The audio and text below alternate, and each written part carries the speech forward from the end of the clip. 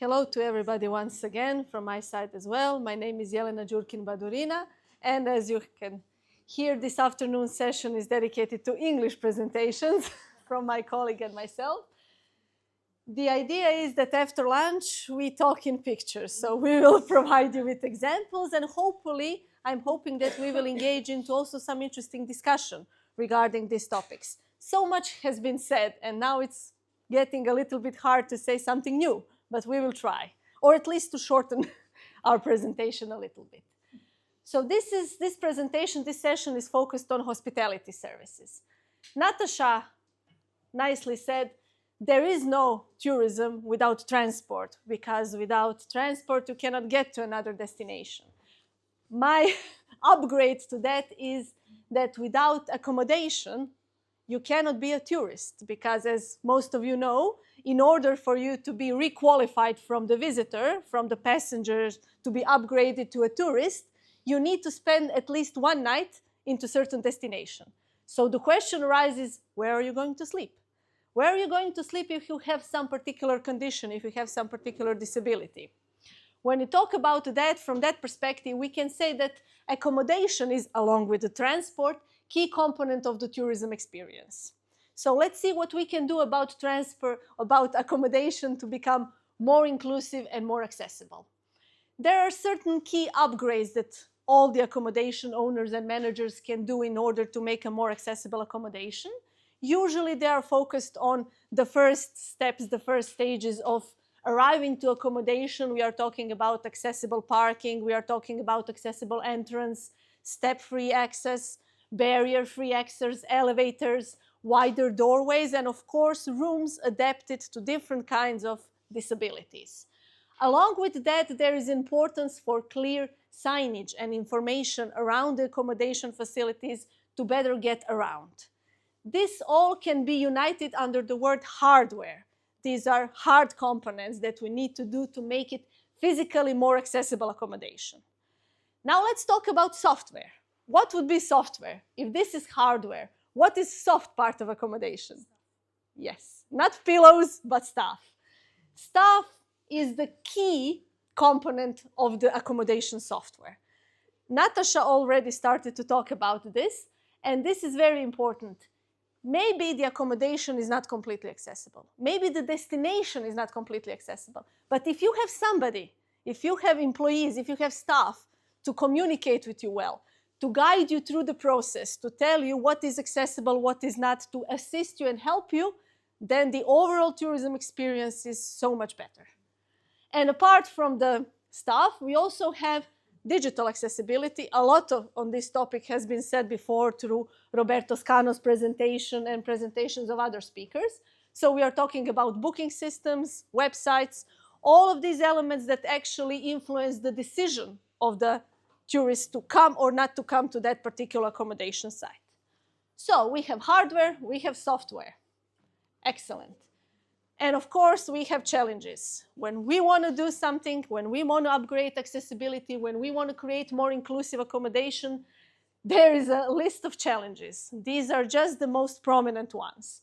We are talking about structural limitations, historic buildings. It's not so easy, and it's definitely not cheap to invest in increasing accessibility in those types of buildings. Often we have lack of knowledge and training among staff.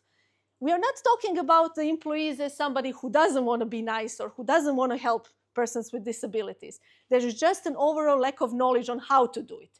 And usually there is a significant amount of fear. Believe it or not, people don't know what to do, and they would rather avoid entire situation in the fear of being mistaken.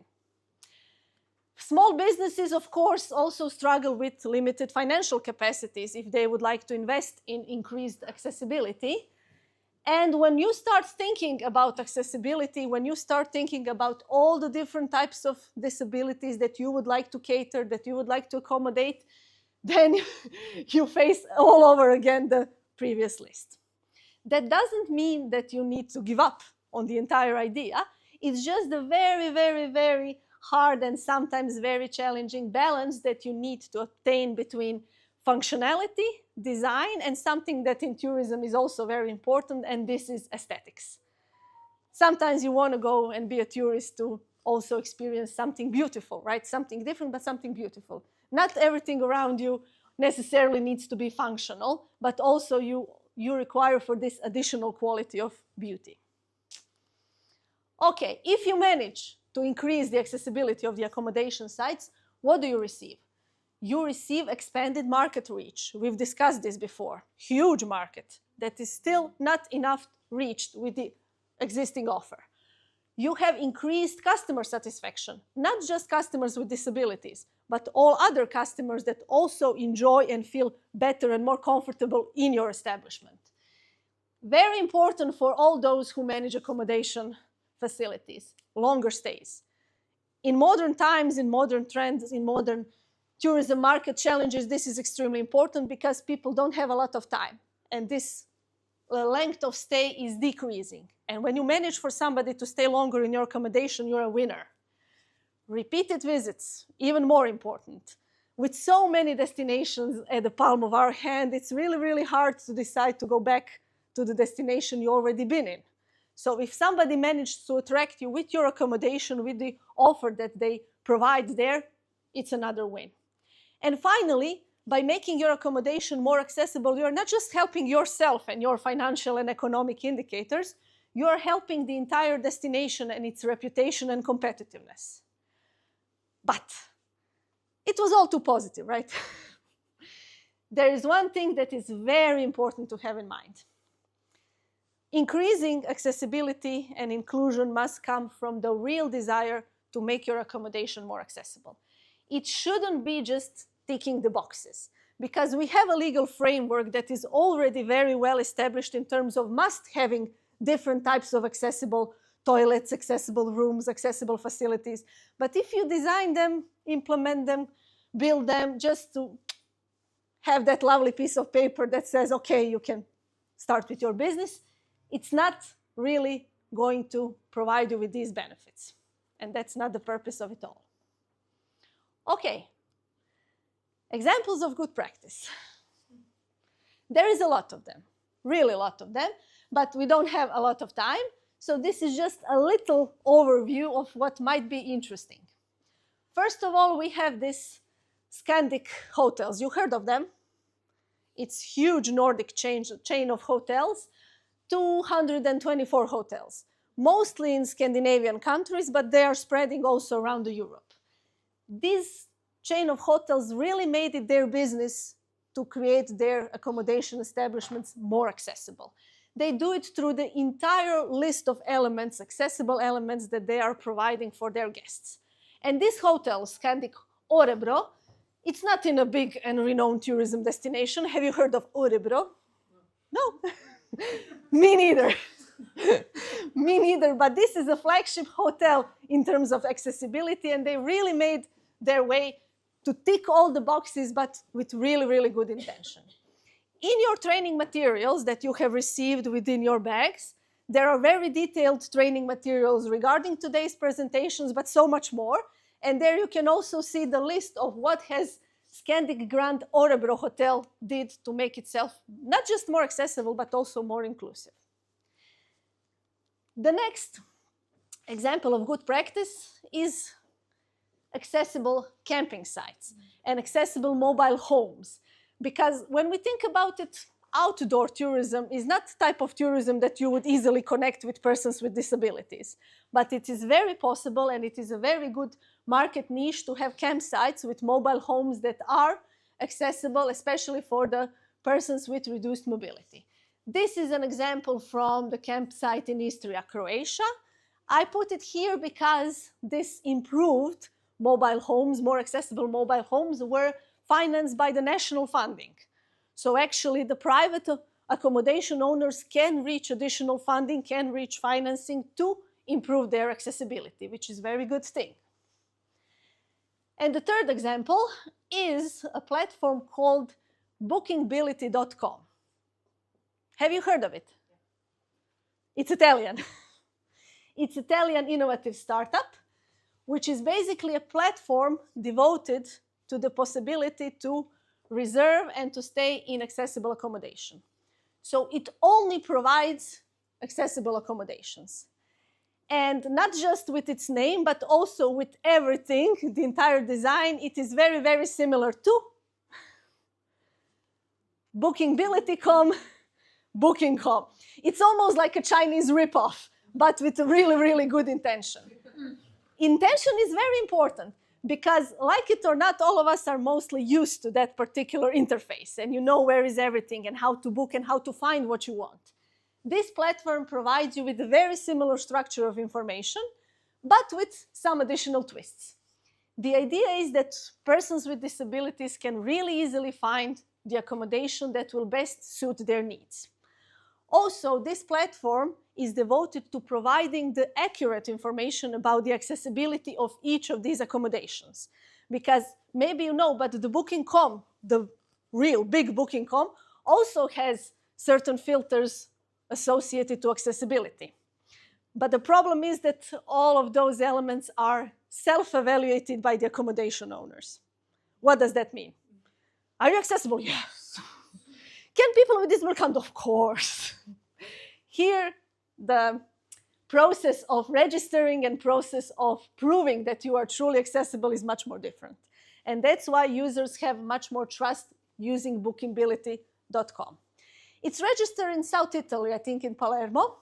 It's financed by the public sector at this moment, I think. And here you can see the 6 categories they are mostly focused on. Persons with visual impairments, persons with hearing impairments, persons with cognitive disabilities, food allergies, persons with food allergies, persons with environment allergies, here this lovely head, and 2 types of persons with reduced mobility. The ones who are in wheelchairs and the ones who have reduced mobility but are a little bit more independent. So through these categories, at Bookingbility.com, you can choose and find the appropriate accommodation for yourself.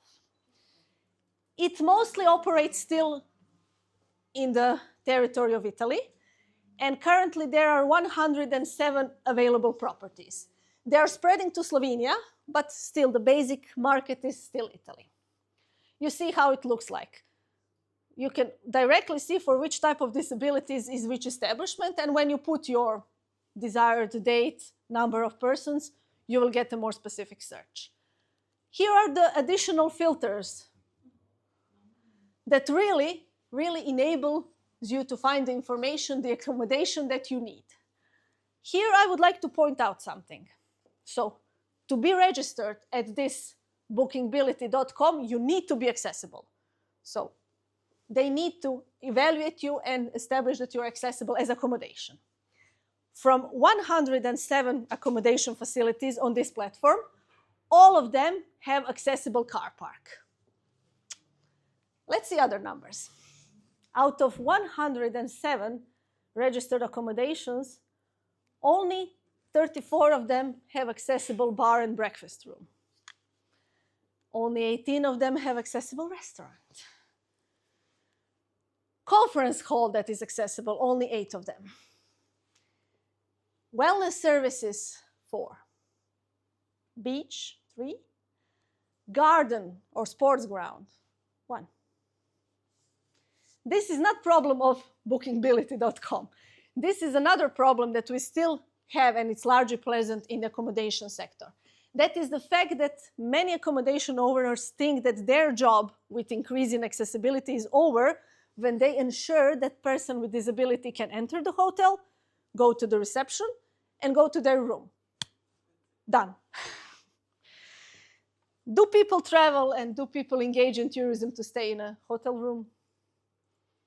I think that they will be much better off at home, right? Without spending the money and without all the trouble of traveling. So the idea is not to remain only on the accessibility of accommodation, because it's far, far, far from enough. There are, as we can see, hidden barriers in these accommodation facilities that prevents guests from entering restaurants, wellness areas, pools, gyms, conference rooms. And of course, it has negative impact on guest experience. This limited independence and the idea that you are okay in accessible accommodation but really are not enabled to go where you want makes guests feeling excluded increases this feeling of inequality. And of course, in the end, it reduces the overall satisfaction. With these thoughts, at least one slide here is devoted to accessibility of restaurants and bars. You can come and sleep, but it would be very nice that you can also go and eat something. So here are some, let's say, 5 key elements to make restaurants and cafes more accessible. Most of them are very logical until you come into an actual restaurant and cafe and you understand that mostly the tables are crowded. This is the biggest problem, this physical barriers, too many tables at too small space. Then you have problem if you would like to have a menu or information about what to eat, if you have food allergies or if you are using some particular screen readers. It's an issue. You can have issue, of course, with the service if the staff is not trained enough to deal with some particular issues that you might be having. And of course, even before entering the restaurant, if there is no digital accessibility, if you cannot imagine or have a good idea what would it be like for you to go there, you probably won't even make a reservation. So we need accessible accommodation. We need accessible restaurants. But to have an entire tourism experience truly inclusive, we need a lot other things also inclusive and accessible. But that is the subject of the following presentation of my colleague. And at this moment, if you have any questions regarding the accommodation, I will be happy to answer you. And I will be back a little bit later for another part of presentation. Thank you.